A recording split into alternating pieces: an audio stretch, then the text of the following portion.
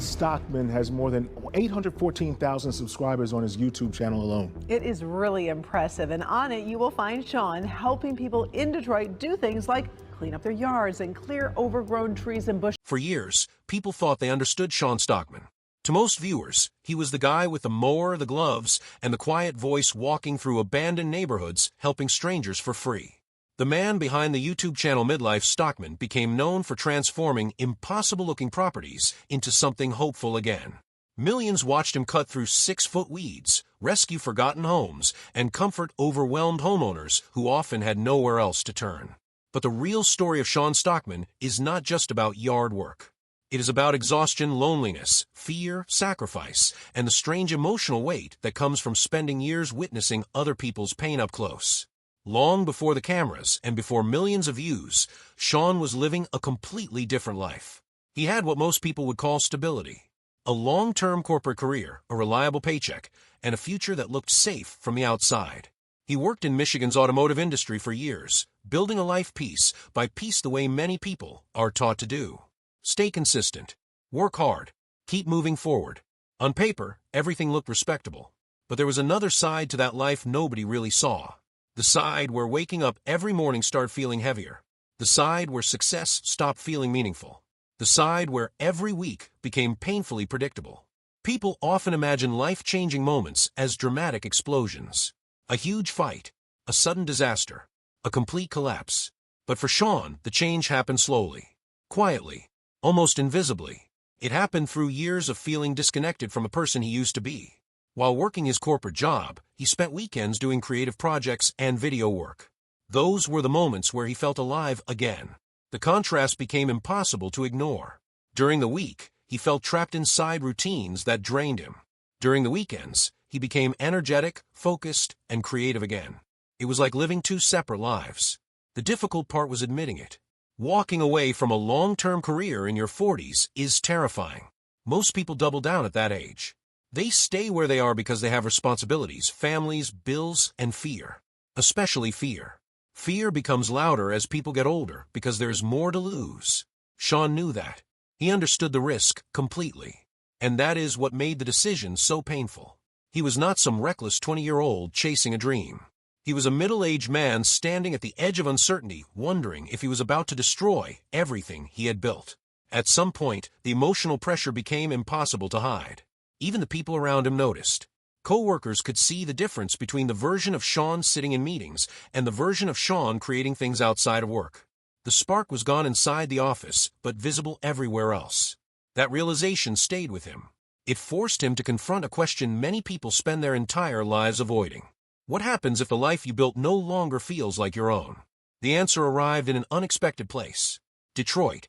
Most people driving through struggling neighborhoods see sadness from a distance. They keep moving. Sean stopped. One afternoon, while passing an abandoned property overtaken by weeds and neglect, something about the scene bothered him deeply. The building looked forgotten. The surrounding area looked exhausted. It was the kind of place most people glance at for a second before driving away forever. But Sean could not leave it alone. He got out of the car. There was no audience, no YouTube strategy, no expectation that this moment would change his life. He simply started cleaning because he could not stand looking at something so completely abandoned. That small decision became the beginning of everything. What started as one cleanup slowly became another, then another. Soon he was driving deeper into Detroit, finding homeowners who were physically unable to maintain their properties or families overwhelmed by financial hardship, illness, disability, or age. The work was harder than people realized. Not emotionally inspiring at first. Physically brutal. There were days when Sean spent hours under dangerous heat dragging equipment through waist-high grass. Some properties were so overgrown that hidden debris, broken glass, needles, and dangerous objects were buried beneath the weeds. Every cleanup carried risks. Cuts, injuries, heat exhaustion, equipment failures, sometimes worse. Yet he kept returning because each property represented more than a lawn. It represented someone quietly losing control of their circumstances. That is the part viewers often miss. Overgrown homes are rarely about laziness. Most of the time, there is a deeper story hiding underneath. Medical problems, disabilities, depression, grief, financial collapse, loneliness. Sean began meeting people whose lives had slowly fallen apart while the world looked away. Elderly homeowners trapped by physical limitations. Veterans struggling silently. Single parents trying to survive. People embarrassed to ask for help because pride had already been damaged enough. Again and again, he heard the same words from homeowners after showing up. "I didn't think anyone cared." That sentence followed him everywhere. One homeowner stood in tears while Sean worked outside her house because she had spent months praying for help she could not afford. Another homeowner admitted she had stopped going outside entirely because she was ashamed of how bad things had become. Sean listened quietly while mowing lawns, clearing garbage, and removing. Years of neglect, one truckload at a time. Over time, the emotional weight of these encounters started accumulating inside him. Because cleaning a property is one thing. Seeing hopelessness face to face every day is something else entirely. As Midlife Stockman grew online, viewers mostly saw the satisfying transformations. Before and after shots, time lapses, restored yards, emotional reactions. But behind every upload was a man absorbing story after story from people carrying enormous pain. Sean became more than a cleanup creator. In many ways, he became an emotional witness to lives that society had stopped noticing. Detroit itself shaped much of this experience. The city carried visible scars everywhere. Entire streets filled with abandoned homes. Burned-out buildings standing beside occupied houses. Families surviving in neighborhoods that outsiders avoided completely. Sean walked directly into these environments alone, often carrying expensive equipment and cameras while working for free. That alone created problems. People did not always trust him. Some neighbors became suspicious immediately. In struggling communities where residents have been ignored or exploited repeatedly, strangers showing up unexpectedly can create tension instead of gratitude. Sean experienced this firsthand. Police were called on him during cleanups. Residents questioned his motives. Some believed he must be benefiting somehow or using people for content. Others simply could not understand why anyone would help strangers for free. There were moments when those confrontations became dangerous. One afternoon during a cleanup, tensions escalated badly enough that authorities had to intervene. Sean later admitted the situation shook him deeply. Another incident left him visibly disturbed after something happened on a property that he described as one of the closest calls of his life. He never dramatized these moments for attention, which somehow made them feel even more serious. You could hear it in his voice afterward. The exhaustion, the fear, the realization that one wrong moment could change everything permanently. Yet he kept returning. That persistence is what slowly built the emotional connection between Sean and his audience. People sensed authenticity because the work clearly came at a cost. This was not someone chasing easy content. The exhaustion on his face after long days was real. The emotional reactions from homeowners were real. The danger was real. And over time, viewers started realizing they were watching something deeper than lawn transformations. They were watching one man try to carry more emotional weight than any one person probably should. The hardest properties stayed with him long after filming ended.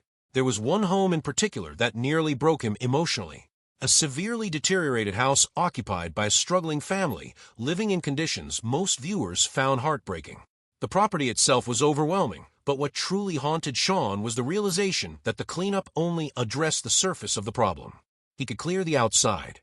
He could make things safer. But he could not erase poverty. He could not heal illness.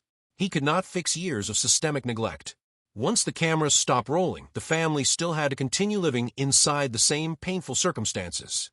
That reality became increasingly difficult for him to process. Viewers often assume kindness feels rewarding all the time. But sustained exposure to suffering changes people. Sean spent years stepping directly into difficult situations over and over again.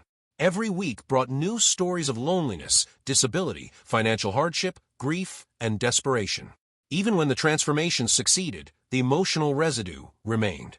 The internet saw inspiration. Sean often carried heartbreak home with him. There is something uniquely painful about helping people you cannot fully save. That became one of the defining emotional struggles behind Midlife Stockman. No matter how many homes Sean transformed, there were always more waiting. More elderly homeowners overwhelmed by circumstances. More abandoned properties swallowing neighborhoods. More struggling families hiding behind closed doors, hoping someone might notice them before things became worse. The channel's success only intensified this pressure. As subscriber numbers climbed into the hundreds of thousands and eventually toward 1 million, expectations grew alongside them. Audiences wanted more transformations, more emotional stories, more hope, more uploads. The algorithm rewarded consistency, but consistency required Sean to repeatedly place himself into physically and emotionally exhausting environments week after week. That lifestyle slowly changes a person. The physical toll alone became enormous. Long days operating heavy equipment under intense weather conditions wore down his body over time. Repetitive labor injuries became part of the routine. Fatigue became constant. But the emotional exhaustion may have been even worse. Listening to people describe years of hardship while standing in front of homes collapsing under neglect leaves marks that viewers never fully see. Some creators can separate content from real life. Sean could not. That is part of why people connected with him so deeply. His reactions never felt manufactured because they were not. When homeowners cried, he looked genuinely affected. When people described losing loved ones, struggling financially, or feeling abandoned by society, he listened carefully instead of rushing toward dramatic moments. The emotional sincerity behind Midlife Stockman came from Sean's inability to emotionally distance himself from what he witnessed. And that sincerity made the heartbreak unavoidable. The strange thing about purpose is that it often arrives wrapped inside suffering. Sean appeared to finally discover meaningful work after leaving corporate life, but meaning did not make the experience easy. In fact, purpose sometimes intensified the pain because he cared so deeply about the people he encountered. Every neglected property became personal. Every struggling homeowner became difficult to forget. Over time, viewers began noticing subtle signs of emotional fatigue beneath the positive mission of the channel. Sean still worked hard, still showed up, still helped people, but there were moments where the emotional burden became visible in his expression and tone. Some videos carried an underlying sadness difficult to explain. It was the look of someone realizing how enormous the problems really were compared to what one person could realistically fix. That realization is devastating, because the more Sean helped, the more invisible suffering he discovered. The internet tends to simplify people into symbols. Sean became a symbol of kindness, generosity, and community support. But symbols are still human beings underneath. Human beings who get tired. Human beings who feel fear. Human beings who sometimes lie awake replaying conversations with struggling homeowners long after the workday ends. That hidden emotional reality is what makes Sean Stockman's story heartbreaking. Not because he failed, but because caring this much eventually hurts. There is also another layer to the sadness surrounding his journey. Sean's work unintentionally exposed how many people are quietly falling through the cracks in America. Every overgrown lawn represented more than neglected landscaping. It represented isolation, illness, aging, economic struggle, mental health battles, entire communities surviving without adequate support systems. Sean became one of the few people consistently stepping into these situations with compassion instead of judgment. And the more viewers watched, the harder it became to ignore how widespread the problem actually was. Some homeowners Sean helped had not spoken to neighbors in months. Others were physically trapped by disability and unable to maintain basic property conditions. Some had lost spouses or family support systems and slowly became overwhelmed by daily survival. Many carried deep embarrassment about asking for help. Sean's presence often represented more than free yard work. For some people, it represented the first time in years someone had shown up without wanting anything in return. That kind of emotional interaction changes both sides permanently. The homeowners remembered Sean. Sean remembered them too. As the years passed, Midlife Stockman evolved beyond simple cleanup videos into something far more emotionally complicated. Viewers began seeing moments of vulnerability from Sean himself.